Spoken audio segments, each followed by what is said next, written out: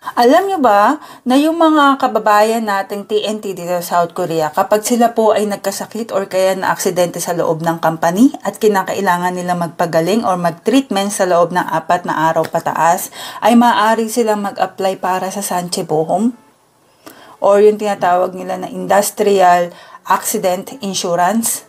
Opo. Actually, wala pa ako nahawakan na case na ganyan. Pero, nung nakaraang linggo po, ay nag-translate po ako sa isang free labor online seminar. And then, nabanggit po doon sa seminar na ang isang TNT po or yung mga walang working permit na nagtatrabaho dito sa South Korea, kapag sila po ay na-aksidente sa loob ng company, ay maaari silang mag-apply para sa Sanchebo Home. So, sa mga kababayan nating TNT, meron po kayong karapatan. Kung kayo po ay na-aksidente, i-apply nyo po sa Sanchebo Home. So, yan din po ang kagandahan kung kayo po ay umaatin ng mga free online labor seminar. Marami po kayong matututunan tulad ko po. Anyong.